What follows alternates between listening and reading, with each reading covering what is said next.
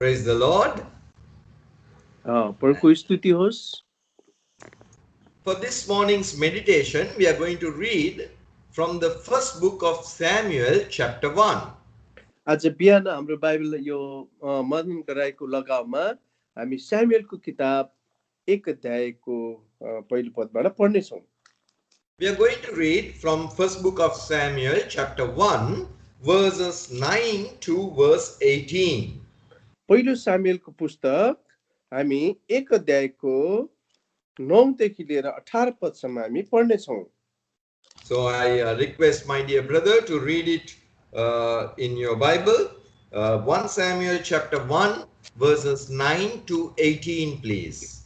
पहिलो सामुएलको पुस्तक 1 अध्यायको 9 देखि लिएर 18 पदसम्म भाइले पढ्नुहुनेछ र म पढिदिनेछु। अनि तिनीहरूले सिलोमा खाइ पिइसकेपछि हन्ना उठिन्। अनि पुजारी एली प्रभुको मन्दिरको ढोकाको खाँबोको छेउमा एउटा आसनमा बसिरहेका थिए।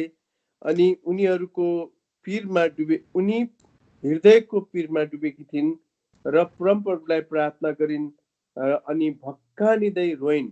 अनि उनले एक भाकल गरिन् र भनिन्, हे सेनाहरूका परमप्रभु, यदि तपाईले साँच्चै नै आफ्नो दासीको दुःख हेरेर मलाई सम्झनुहुन्छ र तपाईकी दासीलाई भुल्नुहुन्न र तपाईकी दासीलाई एउटा छोरा दिनुभयो भने म उसलाई उसको सारा जीवनभरि नै परमप्रभुलाई दिनेछु र उसको शिरमा छुरा लाग्ने छैन। अनि यस्तो भयो, जब उनी परमप्रभुको सामु प्रार्थनामा लागिरहिन् तब एलीले उनको मुखलाई ध्यान दिए। अनि हन्ना आफ्नो हृदयमा बोलिरहेकी थिइन्। उनका ओठहरू मात्र चल्थे तर उनको स्वर चाहिँ सुनिँदैन थियो। यसै कारण एलीले उनलाई मातेकी ठाने। अनि एलीले उनलाई भने, कहिलेसम्म तिमी माथि रहन्छौ? तिम्रो दाग मत आफूबाट हटाइदेऊ। तब हन्नाले जवाफ दिएर भनिन्, होइन मेरा प्रभु, म आत्मामा दुखित भएकी स्त्री हुँ। मैले न त दागमत न मदिरा नै पिएकी छु, तर मैले त मेरो मन नै परमप्रभुको सामु पोखिदिएकी छु। तपाईकी दासीलाई चण्डालकी छोरी नठान्नुहोस्, किनभने मेरो भारी गुनासो र मेरो दुःखबाट मैले अहिलेसम्म बोलेकी हुँ। तब एलीले जवाफ दिएर भने, शान्तिसित जाऊ र इजरायलका परमेश्वरले तिमीले उहाँबाट मागेको तिम्रो बिन्ती मन्जुर गरून्। अनि उनले भनिन्, तपाईकी दासीले तपाईको दृष्टिमा कृपा पाओस्। तब ती स्त्री आफ्नो बाटो लागिन् अनि खाना खाइन् र उनको चेहरा अब उसो फेरि उदास रहेन। This morning we are going to consider some lessons from Hannah's prayer. आज बिहान चाहिँ हन्नाको प्रार्थनाबाट केही कुराहरू चाहिँ यो पाठबाट हामी सिक्ने प्रयास गर्नेछौँ। We know from this first book of Samuel chapter 1 that Hannah had to go through a very difficult experience in life. यो सामुएलको पहिलो अध्यायबाट चाहिँ हामीलाई यो कुरो थाहा हुन्छ कि हन्ना चाहिँ आफ्नो व्यक्तिगत जीवनमा धेरै दुःखको बाटोबाट भएर गइरहेकी थिइन्।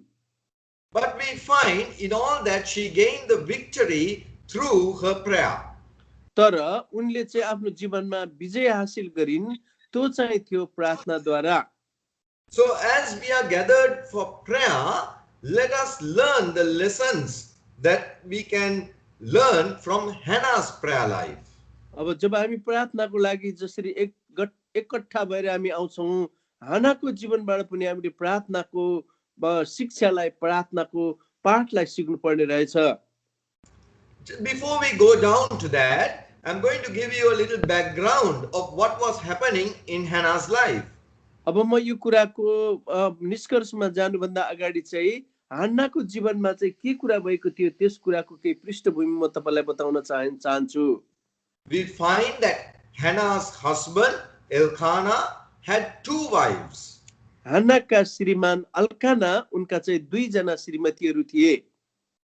And Hannah was the favorite or the most loved wife of Elkanah. अनि एल्कानाले चाहिँ एकदमै प्रेम गरेको श्रीमती चाहिँ हन्ना थिइन्। But yet she did not have children. तर उनका चाहिँ कुनै छोराछोरीहरू थिएनन्। So the other wife of Elkanah was always looking down on Hannah. अनि एल्कानाको अर्की श्रीमतीले चाहिँ हान्नालाई चाहिँ अलिकति नराम्रो दृष्टिकोणले हेर्ने गर्थिन्। And this was a big problem in the family of Elkanah. अल्कानाको परिवारमा चाहिँ एउटा सङ्घर्षमय समस्या, एउटा परिवेश भएको थियो। Now in such a background, only we find the prayer of Hannah. अनि यस्तो अवस्थामा चाहिँ हन्नाको प्रार्थनाको विषयमा हामी यहाँ केही कुराहरू देख्दछौँ।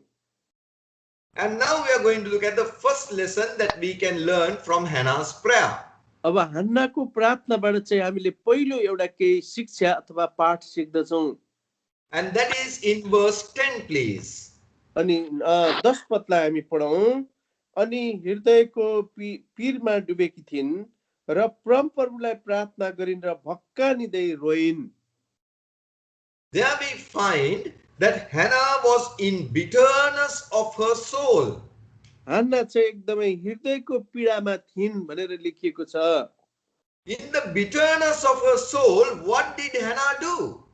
अनि हृदयको पीडामा चाहिँ हन्नाले के गरिन्? That verse tells us very clearly that she prayed unto the Lord. अनि यहाँ यो पदमा सफासँग लेखेको छ उनी भक्कानिँदै रोइन् र परमप्रभुलाई प्रार्थना गरिन्। So the first lesson that we learn is that she surrendered her circumstances to the Lord in prayer.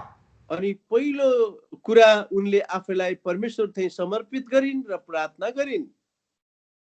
The circumstances that surrounded her life were very, very grievous, difficult circumstances. जो परिवेशमा उनी जिएकी थिइन् त्यो परिवेश चाहिँ उनको लागि चाहिँ एकदमै दुःखदायी अवस्था थियो। The Bible tells us that it made her soul very bitter. यहाँ लेखेको छ कि उनी चाहिँ एकदमै हृदयको पीडामा डुबेकी थिइन् भनेर। In other words, she would have been thinking, why am I living? अर्को शब्दमा भन्नु हो भने उनले यस्तो पनि सोच्न सकेको थियो होला म किन चाहिँ यो संसारमा जिएको हो। But in that difficult situation and circumstance, she was able to surrender it to the Lord in prayer. अनि यस्तो अवस्थामा उनले आफैलाई परमेश्वरथि आफैलाई समर्पित गरेर प्रार्थना गरिन्। Dear brothers and sisters, this is the first lesson that we learn today from Hannah's prayer. हन्नाको प्रार्थनाद्वारा प्रिय दाजुभाइ दिदीबहिनीहरू पहिलो पाठ हामी यस प्रकारले सिक्न सक्दछौँ। No matter how difficult and how grievous our circumstances of life may be, हाम्रो वर्तमान समयमा जस्तो सुकै परिस्थिति एकदमै नाजुक अथवा कठिनाइ किन नहोस्, we must learn to surrender those circumstances to the Lord in prayer. अनि त्यो परिस्थितिलाई त्यो अवस्थालाई चाहिँ हामीले परमेश्वरथि हामीले पुरापुरी रीतिले समर्पित गर्न सिक्नु पर्दछ।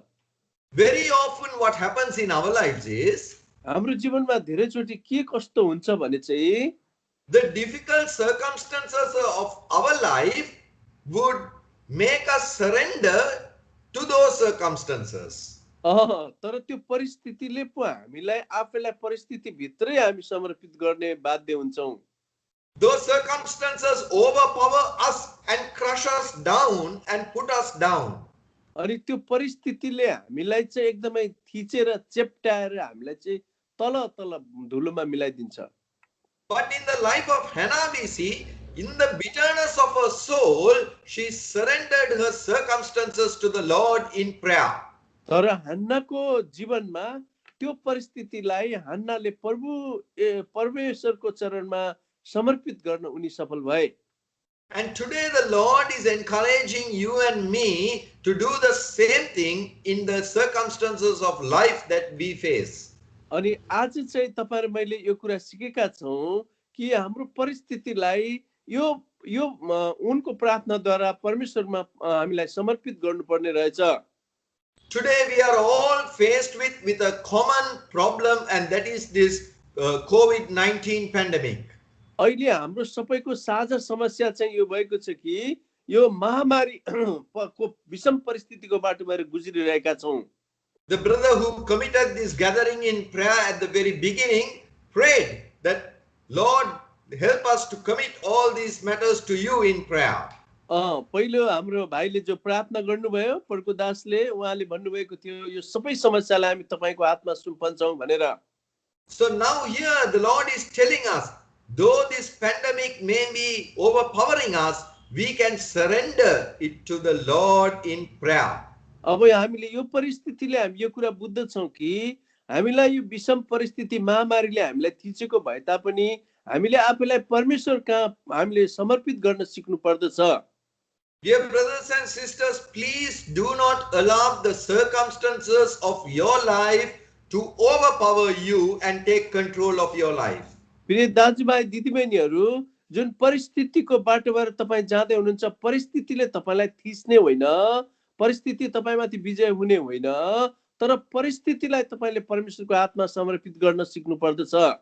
But instead of that, put those circumstances under the feet of the Lord in prayer by surrendering it to the Lord in prayer. तर त्यो परिस्थितिलाई त्यो कठिनाइलाई हामीले प्रार्थनाद्वारा परमेश्वरको पाउमुनि हामीले ल्याउन सिक्नु पर्दछ। I do not know how you feel this morning. आज बिहान तपाईले के सोचिरहनु भएको छ मलाई त्यो कुरो थाहा छैन। You may be going through so much of difficult experiences in your own life. तपाईको आफ्नो जीवनमा सायद तपाई चाहिँ एकदमै कठिनाइको बाटो भएर जाँदै गइरहनु भएको होला। As individuals, as families, as a church family, you may be going through so much of difficult experiences in life. हुन सक्छ तपाईको व्यक्तिगत जीवनमा, पारिवारिक जीवनमा अनि मण्डलिक जीवनमा तपाई चाहिँ एकदमै कठिनाइको बाटो भएर तपाई गइरहनु भएको हुनुहुन्छ होला। On one side, this COVID-19 pandemic has become a real problem in our lives. अनि हाम्रो जीवनमा यो विषम परिस्थिति चाहिँ एक प्रकारले विशेष हाम्रो जीवनमा समस्या को एउटा अखडा भएको छ।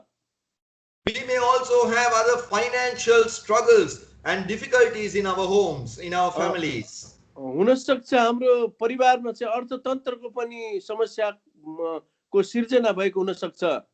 We may be battling with certain sicknesses in life. हाम्रो जीवनमा एकदमै एउटा बिमारको रोगको बाट हामी चाहिँ लडन्त भएर लडिरहेका गुज्रिरहेका छौं होला। We may be facing certain family problems within our families. हाम्रो परिवार भित्र पनि आज परिवारको समस्याहरू हाम्रो परिवार भित्र छ होला। And all these situations may make our lives very bitter and grievous and sorrowful.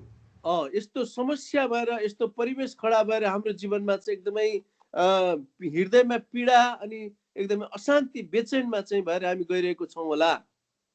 If you are in such a situation, the Lord is reminding you, dear brother, dear sister, through Hannah's life, to surrender your circumstances to the Lord in prayer. अनि प्रिय दाजुभाइ दिदीबहिनीहरू, हन्नाको प्रार्थनाद्वारा हामीलाई पनि परमेश्वरमा चाहिँ तपाईहरु मैले समर्पित आफैलाई गर्नुपर्ने रहेछ भन्ने कुरा हामीले सिकेका छौं। See, look at verse 10. In the bitterness of her soul, she prayed unto the Lord. हेर्नुहोस् त 10 पदमा उनी हृदयको पीरमा डुबेकी थिइन् र परमप्रभुलाई प्रार्थना गरिन् अनि भक्कानिदै रोइन्। And in the New Testament we see even the Lord Jesus was like this. अनि नयाँ नियममा पनि हामी देख्छौं प्रभु येशू मसीहले पनि यस प्रकारले प्रार्थना गर्नुभयो। In Matthew chapter 26 verses 36 to 39, Matthew सुसमाचारको 26 को 36 देखि 39 पदमा we find the Lord Jesus was exceedingly sorrowful because the sin of the world was coming upon him and he had to go to the cross of Calvary. किनभने प्रभु येशू मसीह माथि चाहिँ सारा संसारको पाप चाहिँ लादिएको थियो अनि त्यो पापलाई बोकेर उहाँ कल्भरीको क्रुसमा जाँदै हुनुहुन्थ्यो। And we find it says that the Lord Jesus in the garden of Gethsemane, he prayed to his Father. He committed his circumstances to the Father.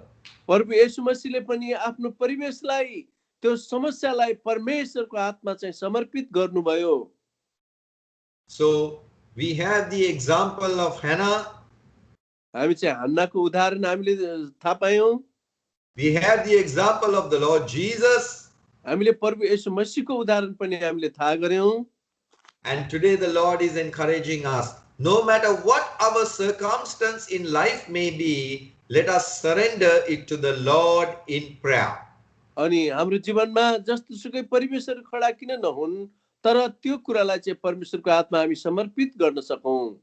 So that is the first lesson, to surrender our circumstances to the Lord in prayer. अनि पहिलो lesson, पहिलो पाठ चाहिँ हामीले चाहिँ यो सिक्यौं कि हाम्रो जीवनलाई परमेश्वरको हातमा समर्पित गर्नु। Now we are moving on to the second lesson of from Hannah's prayer. अब हन्नाको प्रार्थनाद्वारा चाहिँ हामी दोस्रो पाठ सिक्छौं, And that is in verse 11. अनि यो चाहिँ हो 11 पदमा। अनि There उनले we... Yes, brother, you can read it. अनि उनले एक भाकल गरिन् र भनिन्, हे सेनाहरूका परमप्रभु, यदि तपाईले साँच्चै नै आफ्नी दासीको दुःख हेरेर मलाई सम्झनुहुन्छ र तपाईकी दासीलाई भुल्नुहुन्न, तर तपाईकी दासीलाई एउटा छोरा दिनुभयो भने म उसलाई तपाईको सारा जीवनभरि नै परमप्रभुलाई दिनेछु र उसको शिरमा छुरा लाग्ने छैन। Now, this was not the first instance where Hannah was praying for a child. अनि हन्नाले चाहिँ सुरुमा यस्तो प्रकारको प्रार्थना गरेको थिएन। Every day, every moment, Hannah was praying for a child. हन्नाले चाहिँ दिनको प्रत्येक क्षणमा रातमा छोराको लागि प्रार्थना गरिरहेका थिए। But here in verse 11 we read, on this particular instance, she prayed something very specific. तर 11 पदमा आएर हामी यो कुरा देख्दछौं, हन्नाले चाहिँ आफ्नो प्रार्थनालाई विशेष प्रकारले प्रार्थना गरेकी छिन्। She said, Lord, if you will give me a man child, I will give this child to you. हे परमेश्वर पिता, तपाईले मलाई यदि छोरा दिनुभयो भने त्यो छोरा म तपाईलाई नै वापस दिनेछु। All these days, Hannah had been praying to fulfill her desire of having a child in her life. अनि हन्नाको जीवनभरि नै हन्नाले चाहिँ आफूलाई छोरा पाएर आफ्नो चाहनालाई परिपूर्ति गर्नको लागि प्रार्थना गरेका थिए। But at this moment of time, Hannah is saying, Lord, if you fulfill my desire, I will give that child back to you. तर हन्नाले चाहिँ यतिखेर यस्तो प्रार्थना गरे, हे परमेश्वर पिता, तपाईले मलाई एउटा पुत्र दिनुभयो भने त्यो पुत्रलाई म तपाईथि नै वापस फिर्काउने छु। So the second lesson that we learn from Hannah's prayer is, हन्नाको प्रार्थनाद्वारा हामीले दोस्रो प्रार्थनाको पाठ यो सिक्छौं, she was sensitive to the will and purpose of God. परमेश्वरको उद्देश्य र परमेश्वरको इच्छालाई उनले बुझेको कुरा हामी थाहा गर्न सक्दछौं। Until this instance, Hannah was only concerned about her need of having a child so that she can say, I also have a child. अनि त्यो समयसम्म हन्नाले चाहिँ एउटा जायज जन्मको अपेक्षा गरेर मलाई पनि परमेश्वरले एउटा चाहिँ पुत्र दिउन् भनेर उनको प्रार्थना थियो। But when we come to verse 11, at this instance where this is recorded, we find Hannah's perspective changed. जब 11 पदमा हामी आउँछौं, हन्नाको प्रार्थनाको विषय चाहिँ परिवर्तन भएको छ। Instead of being very concerned and sensitive of her need, she began to realize the need of God. अनि आफ्नो आवश्यकतालाई भन्दा परमेश्वरको आवश्यकतालाई चाहिँ आवश्यक अझ बढिरहेछ भन्ने कुरा उनले पछि बुझिन्। She began to understand the will and purpose of God. परमेश्वरको इच्छा र परमेश्वरको उद्देश्य चाहिँ ठूलो कुरा रहेछ भन्ने कुरा उनले बुझिलिए। And she was willing to fulfill that will and purpose of God through her prayer. अनि उनको प्रार्थनाद्वारा परमेश्वरको इच्छा र परमेश्वरको उद्देश्य पूरा हुने रहेछ भन्ने कुरा हन्नाले बुझे। So she said, Lord, if you will give me a man child, if you will give me a baby boy, I will dedicate that child for you, for your service. अनि उनले भने, हे परमेश्वर पिता, तपाईले एउटा छोरा दिनुभयो भने म त्यो छोरालाई चाहिँ जीवन पर्यन्त तपाईलाई तपाईकै सेवाको लागि सुम्पने छु। Dear brothers and sisters, this is a lesson that you and I also need to learn in prayer. प्रिय दाजुभाइ दिदीबहिनीहरू, प्रार्थनामा चाहिँ तपाईहरु मैले यो पाठ चाहिँ सिक्नै पर्छ। Very often we are praying and asking God to fulfill the desire that is in our heart, the things that we like and the things that we wish in life. अनि धेरैचोटि हाम्रो प्रार्थना यी धेरै कुराहरूले भरिएको हुन्छ हाम्रो जीवनमा, अनि मेरै लागि हाम्रै लागि भन्ने कुराहरू लिएर। But we need to know that we need to be sensitive of God's will and purpose in the things that we request in our prayer. तर हामीले हाम्रो जो प्रार्थनाको परमेश्वरसँगको हाम्रो प्रार्थनाको रिक्वेस्ट हुन्छ त्यसमा चाहिँ परमेश्वरको इच्छा र परमेश्वरको योजनालाई हामीले पहिलो स्थान दिनुपर्ने रहेछ।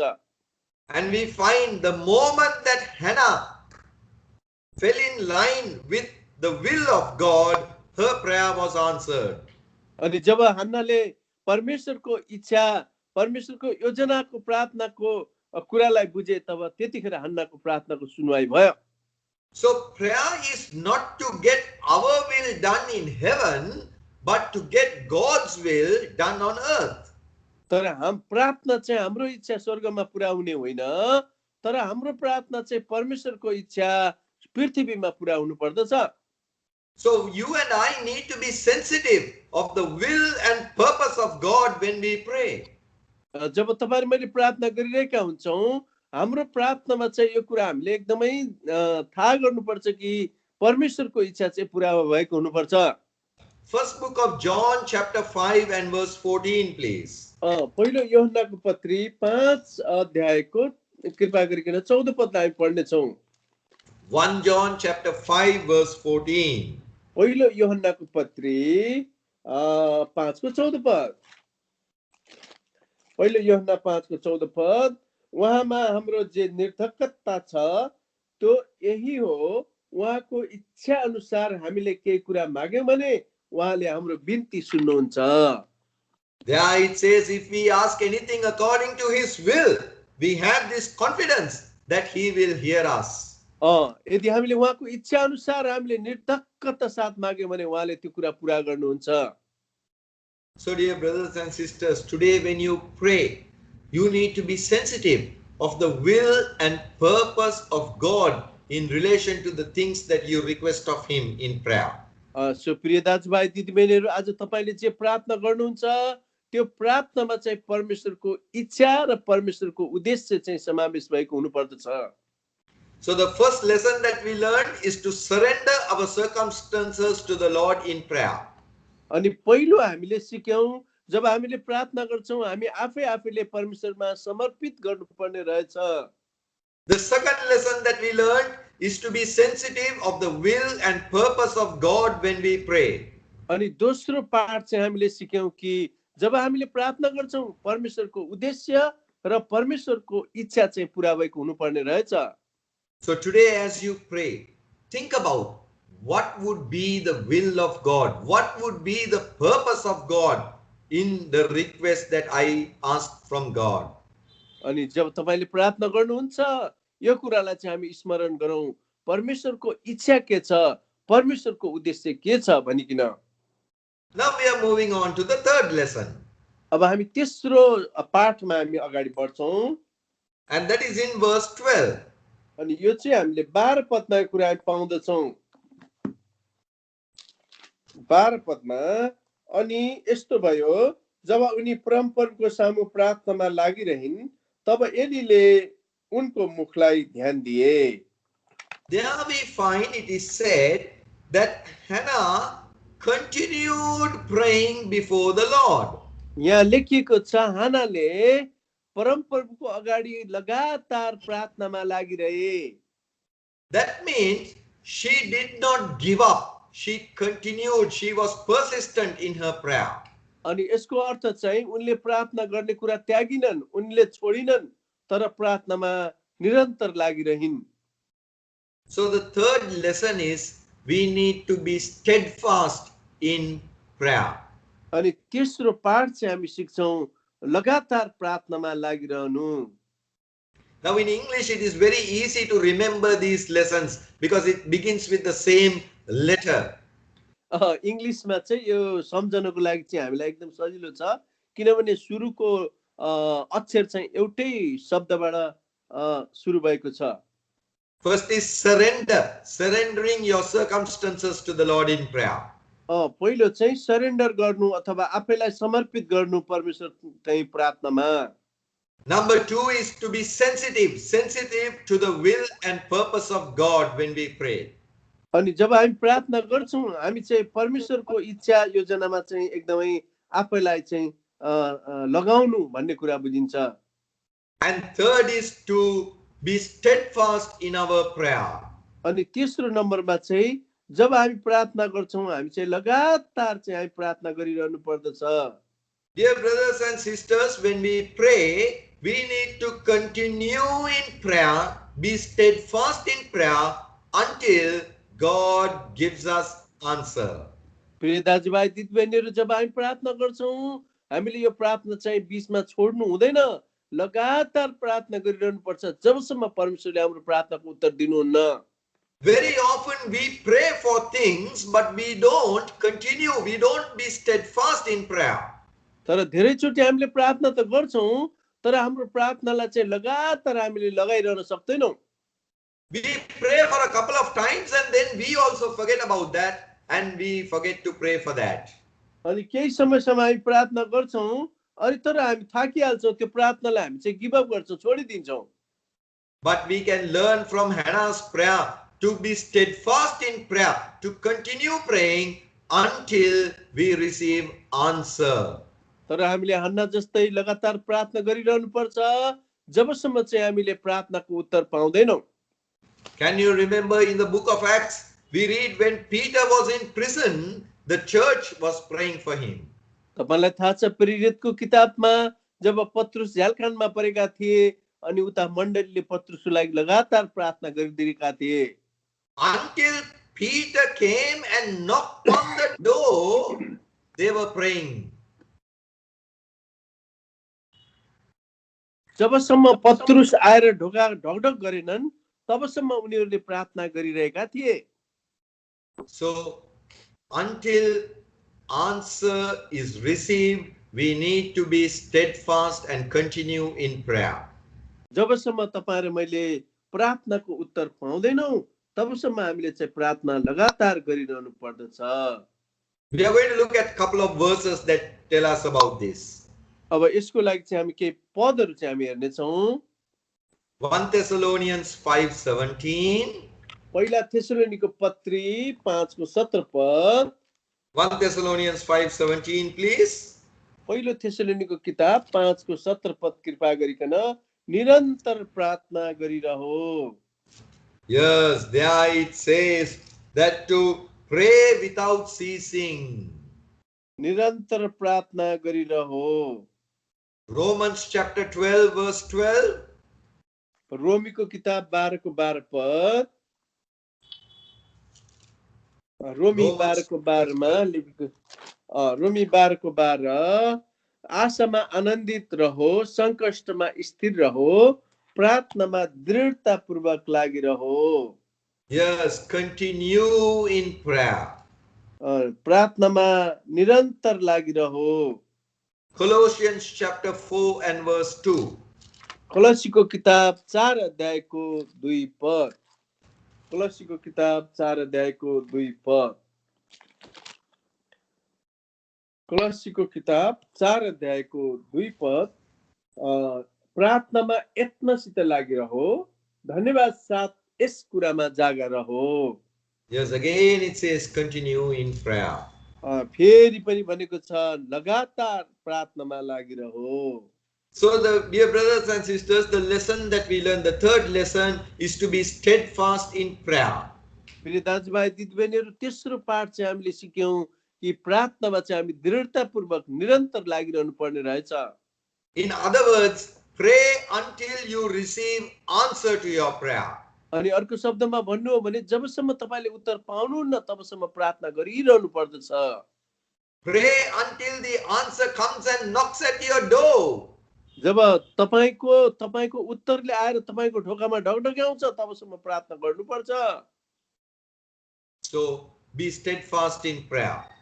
अनि प्रार्थनामा चाहिँ निरन्तर लागिरहो। We are moving on to the fourth lesson, अब चौथो पाठमा हामी जान्छौँ and that is in verse 15. अनि यो चाहिँ 15 पदमा हामी पाउँछौँ। तब हन्नाले जवाब दिएर भनिन्, होइन मेरा प्रभु, म आत्मामा दुखित भएकी स्त्री हुँ। मैले न त दाख मध्ये न मदिरा नै पिएकी छु, तर मैले त मेरा मन नै परमप्रभुको सामु पोखाइदिएकी छु। There we find the true essence, meaning of prayer. अनि प्रार्थनाको खास मेन अर्थ चाहिँ यहाँनिर बताइएको छ। Hannah is telling, I poured out all my heart before the Lord. मेरो सारा हृदय मैले तपाईको सामु पोखाइदिएकी छु। Yes, dear brothers and sisters, prayer means just simply putting out all what we feel, all what we need to the Lord.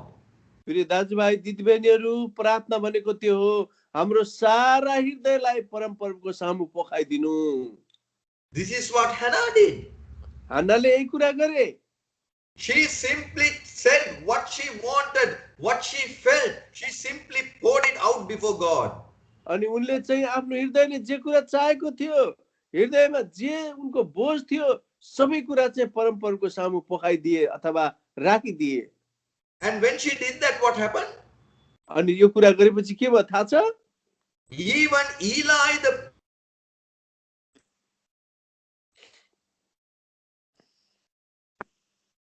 यो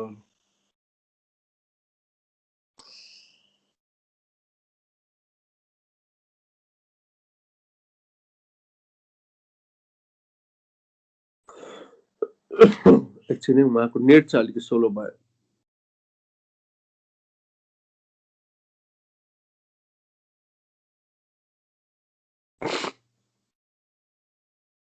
एकछिन ल लेफ्ट भएको छ उहाँको इन्कम है।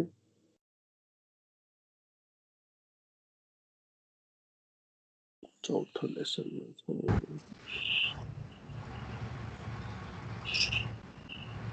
Yes. Sorry, there was a connection. Yes, brother. Yes. Continue. Yeah. So, when she poured out her heart to the Lord, even Eli the priest misunderstood her.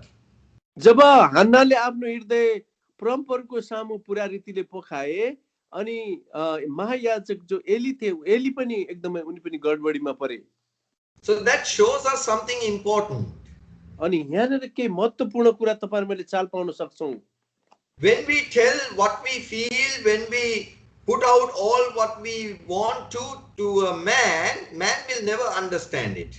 जब हाम्रो हृदय चाहिँ हामी मान्छेको अगाडि पोखाउँछौं, मान्छेले चाहिँ कहिले पनि हाम्रो कुरा बुझिदिदैन। But God will understand when we pour out our heart before him. तर हाम्रो हृदय चाहिँ जब परमेश्वरले हामी पोखाउँछौं अनि परमेश्वरले मात्र हाम्रो हृदयको कुरा बुझिदिनुहुन्छ। So the fourth lesson is चौथो पाठ चाहिँ Hannah spewed out her heart to the Lord in prayer. Spewed out means she vomited out. She poured out all her heart to the Lord in prayer. यसको मतलब चाहिँ भित्रको कुरा सबै उल्टाएर चाहिँ परमेश्वर थे उनले राखिदिए, हृदयको कुरा एउटै पनि बाँकी राखेनन्। All that was in her heart, like a volcano erupting, she simply put it everything out before the Lord in prayer. भूकम्प गए जस्तै अनि त्यो भित्रबाट सबै भोल्कानो गए जस्तै परमेश्वरको अगाडि उनले सबै कुराहरू ओकेलिदिए, अगाडि सुम्पिदिए। Dear brothers and sisters, today the Lord is encouraging you to do the same thing as you pray before him. अनि परमेश्वरको अगाडि जसै तपाईहरु प्रार्थना गर्नुहुन्छ प्रिय दाजुभाइ दिदीबहिनी, आज पनि परमेश्वरले चाहिँ तपाईलाई यही कुरा परमेश्वरले अपेक्षा गर्नुहुन्छ तपाईको जीवनबाट। Don't worry about what others may think about the things that you pray for. अनि तपाईले प्रार्थना गर्दा हुँदै अरु मान्छेले के सुन्ला, अरुले के भन्ला भनेर त्यस कुरामा चाहिँ तपाईहरु चिन्ता नगर्नुहोस्। But simply pour out your heart, pour out your soul. Just put out everything before the Lord in prayer. तर साधारण तपाईको हृदय भित्रको सबै कुरा चाहिँ तपाईले परमेश्वरको सामु राखिदिनुहोस्। Psalm 62 verse 8.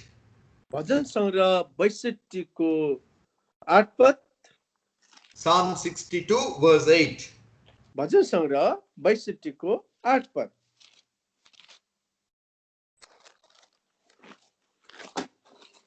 There bhajan it संग्रह says, 62 को 8 पद pour out your heart before him. यहाँ लेखेको छ, हे मानिसहरू हो, हर समय उहाँमाथि नै भरोसा राख, उहाँको सामु आफ्नो हृदय पोख, परमेश्वर हाम्रा निम्ति शरणस्थान हुनुहुन्छ। Yes, and then Psalm 142 verse 2. भजन संग्रह 42 को 2 पद Psalm 142 verse 2. भजन संग्रह 142 को 2 पद This is the prayer of David when he was in the cave. यो दाउद चाहिँ जब ओडारमा थिए उनको यो प्रार्थना हो। उहाँको सामु मैले आफ्नो गुनासो पोखे, उहाँकै सामु मैले आफ्नो दुःख प्रकट गरे। And what does he say? I poured out my complaint before God. उहाँको सामु मैले आफ्नो गुनासो पोखे। Yes, and we read about King Hezekiah in the book of Isaiah. अनि यशायाको किताबमा हिजकिया राजाको बारेमा पनि हामी यो कुरा पढ्न पाउँछौं।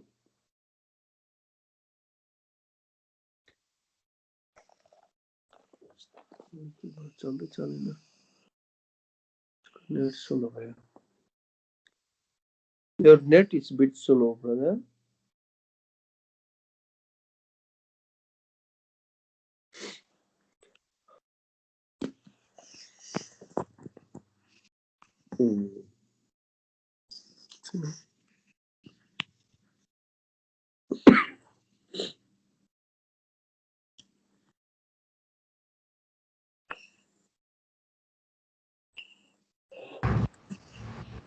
Yes, brother.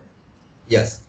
In Isaiah chapter 37 and verse 14, यशाया 37 अध्यायको 14 पद we find King Hezekiah spreading the letter that he received before God and praying to God.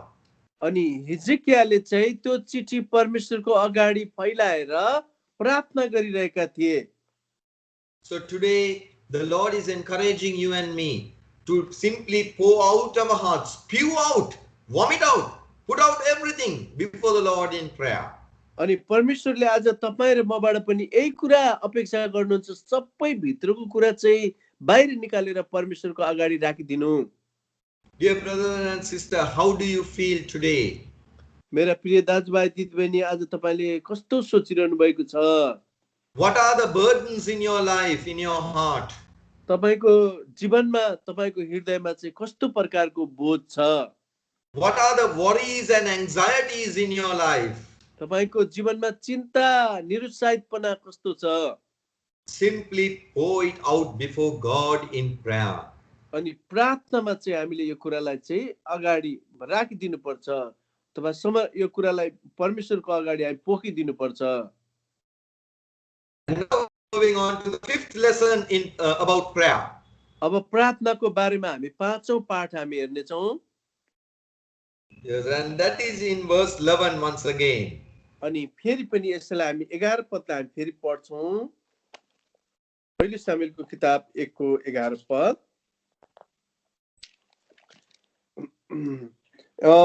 अनि उनले एक भाकल गरिन् र भनिन्, सेनाहरूका परमप्रभु, यदि तपाईले साँच्चै नै आफ्नो दासीको दुःख हेरेर मलाई सम्झनुहुन्छ र तपाईकी दासीलाई भुल्नुहुन्न, तर तपाईकी दासीलाई एउटा छोरा दिनुभयो भने म उसलाई उसको सारा जीवनभरि नै परमप्रभुलाई दिनेछु र उसको शिरमा छुरा लाग्ने छैन। And also verse 20, 1 Samuel chapter 1 verse 20 also. अनि पहिलो सामुएल 1 को 20 पद पनि, अनि समयको अन्तरालमा यस्तो भयो, हन्ना गर्भवती भइन् र उनले एउटा छोरा जन्माइन्, अनि मैले उसलाई परमप्रभुबाट मागेकी हुँ भनेर उनले उनको नाम शमूएल राखिन्। Then verse 27 also from the same chapter. अनि यसै अध्यायको 27 पद पनि, अनि बालकका निम्ति मैले प्रार्थना गरेकी थिएँ, अनि मैले उहाँबाट जुन माग मागेकी थिएँ परम प्रभुले मलाई सोही कुरा दिनुभएको छ।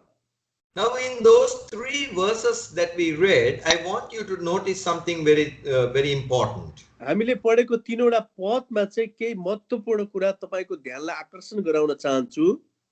In verse 11, Hannah is saying, Lord, I want a man child, a boy. 11 पदमा चाहिँ हन्नाले मागे कि परमेश्वर पिता मलाई चाहिँ तपाईले छोरा दिनुहोस्।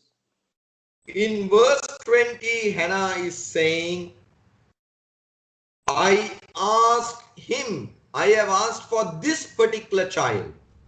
अनि 20 पदमा हन्नाले भने मैले यही छोराको लागि चाहिँ तपाईलाई प्रार्थना गरेँ भनेर। And again in verse 27, again she says, for this child I prayed. अनि 27 पदमा पनि हन्नाले त्यही कुरा भनेको छ, म यही छोराको लागि चाहिँ मैले प्रार्थना गरेकी हुँ। So here we have the 5th lesson, that is Hannah was specific in her prayer. अनि यो पाँचौं पाठ चाहिँ हामीले यो कुरा हन्नाको प्रार्थनाबाट सिक्न सक्यौं कि उनले चाहिँ एउटा ठोस प्रार्थना अथवा निश्चित प्रार्थना उनले गरे। I would have thought, Hannah, you want a child. You need to simply ask God saying, Lord, give me a child. हामीले भन्न सक्थ्यौं कि हन्ना तिमीले त छोरा मागेको थियो, प्रभुले बच्चा मागेको थियो, बच्चा सन्तान मागेको थियो, सन्तान दिनुभयो। But Hannah did not settle for that. तर हन्ना चाहिँ त्यतिकैमा सन्तुष्ट भएनन्। But Hannah said, Lord, give me a man child. हन्नाले चाहिँ निश्चित प्रार्थना गरे कि मलाई पक्का छोरा नै चाहिन्छ। And later she is saying, it is for this child, this particular child I prayed for. उनले चाहिँ पछाडि यो भने कि मैले यही छोराको लागि प्रार्थना गरेको, मैले यही छोरा मैले परमप्रभुबाट मागेको। And there we find she was very specific in her request in prayer. अनि जब उनले प्रार्थना गरे, जो आफ्नो माग, त्यो मागमा चाहिँ उनले चाहिँ ठोस प्रार्थना यानी कि निश्चित प्रार्थना गरेका थिए। Dear brothers and sisters, when we pray, we must learn to be very specific of what we are praying for. अनि प्रिय दाजुभाइ दिदीबहिनीहरू, जब तपाईले प्रार्थना गरिरहेको हुनुहुन्छ, तपाईले ठोस प्रार्थना गर्नुपर्छ। तपाईले चाहिँ Very निश्चित often we हुनुपर्छ have तपाईको प्रार्थनामा। common prayers. यस भन्दा sorry. Very often we have common prayer. धेरैचोटि हामीले चाहिँ एकदमै साधारण प्रार्थना गरिदिन्छौँ समागममा। Lord bless, Lord bless, Lord bless. हामी त यति भन्छौँ कि प्रभु आशीष दिनुहोस्, प्रभु आशीष दिनुहोस्, प्रभु आशीष दिनुहोस्, यस्तै हुन्छ हाम्रो प्रार्थना। The Lord might be thinking, what is the blessing you want? तर परमेश्वरले चाहिँ त्यतिखेर सोच्नुहुन्छ, यो छोराछोरीले के चाहिँ आशीष चाहेको होला। And also what we do is, without asking specifically what we need, we go around beating around the bush. We are asking for other things, we are talking about everything else, and then finally coming to the point that we want. हामी चाहिँ एकदमै यता यता घुम्छौँ प्रार्थनामा वरिपरि घुम्छौँ, अन्तमा चाहिँ खास एउटा निष्कर्षको प्रार्थना चाहिँ लास्टमा गर्छौँ। But dear brothers and sisters, we need to be very specific. What do we want? Ask that. अनि मेरा प्रिय दाजुभाइ दिदीबहिनीहरू, जब तपाईहरुमा प्रार्थना गर्छौँ, तपाईहरुमा चाहिँ एउटा ठोस प्रार्थना चाहिँ गर्नुपर्छ। In Matthew chapter 7 verses 7 to 10 we are not going to read. Matthew 7 को 7 पदमा त्यो कुरा हामी पढ्दैनौँ, हामी सबैलाई थाहा छ। The Lord Jesus said, ask and you will receive. प्रभु येशू मसीहले भन्नुभयो, माग तिमीहरूलाई दिइनेछ। Seek and you will find. अनि खोज तिमीहरूले भेट्टाउनेछौ। Knock and it will be open to you. अनि ढकढक्याउ ताकि तिमीहरूको निम्ति चाहिँ खोलिनेछ। Then the Lord Jesus goes on to explain. अनि त्यसपछि प्रभुले चाहिँ बताउनु भयो, if your son asks for bread, will you give him a stone? के तिम्रो छोराले त्यो रोटी माग्यो भने तिमीले चाहिँ उलाई ढुङ्गा दिन्छौ र?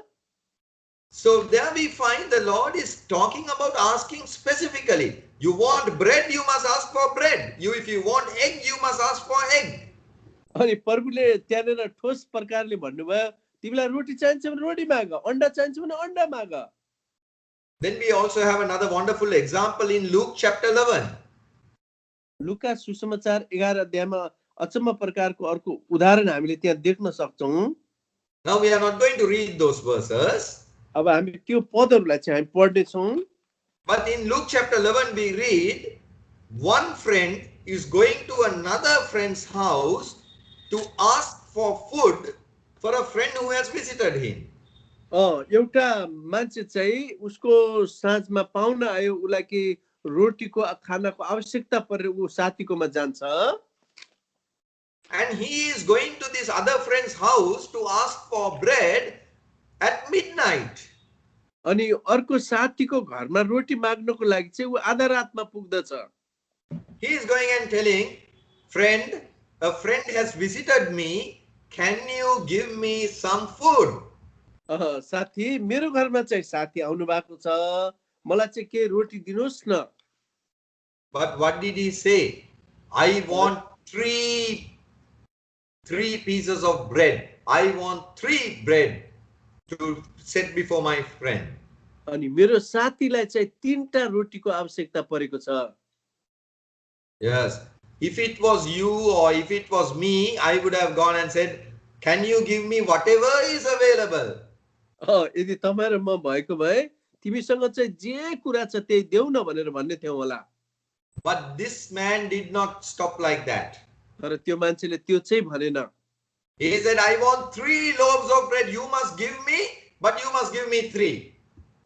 त्यो मान्छेले चाहिँ एकदमै अडिक लिएर भन्छ, मलाई 3वटा रोटीको आवश्यकता, 3टा रोटी चाहिँ तिमीले दिनै पर्छ. So today as we pray, let us be specific in our request. अनि आजको दिनमा चाहिँ तपाईँ र म चाहिँ एकदमै हाम्रो प्रार्थना, ठोस प्रार्थना, हामी चाहिँ निश्चित प्रार्थना चाहिँ गर्नुपर्दछ. What is it that you want? अनि तपाईलाई के कुराको चाहिँ आवश्यकता छ? Ask what you want specifically and the Lord will give it. अनि तपाईले त्यो निश्चित र ठोस प्रार्थना गर्नुस् कि परमेश्वरले तपाईको प्रार्थनाको उत्तर दिनुहुन्छ. And now we are moving on to the 6th lesson. अब हामी 6औं पाठमा हामी जाँदै छौं. We are going to finish in a couple of minutes. अब हामी केही मिनेटमै हामी सक्ने छौं. 6th lesson is in verse 18. हामीले चाहिँ 18 पद पढ्छौं अब. Yes, please. अनि उनले भनिन्, तपाईकी दासीले तपाईको दृष्टिमा कृपा पाओस्.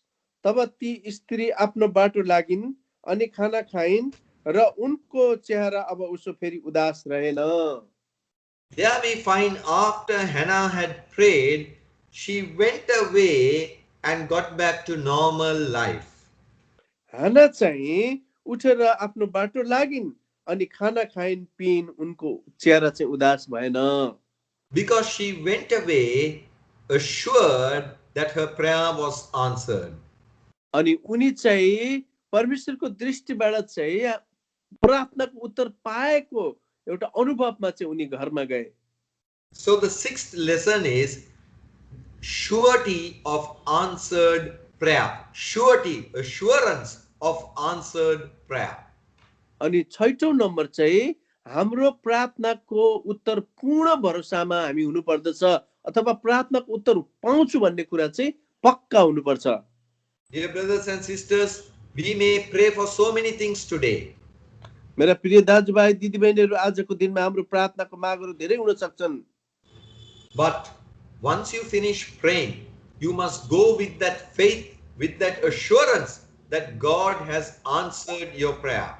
प्रिय दाजुभाइ दिदीबहिनी, जब हामी प्रार्थना गरिसक्छौँ, हाम्रो प्रार्थनाको उत्तर परमेश्वरले पक्का दिनुभयो भन्ने कुराको निश्चयता हामीलाई हुनुपर्छ.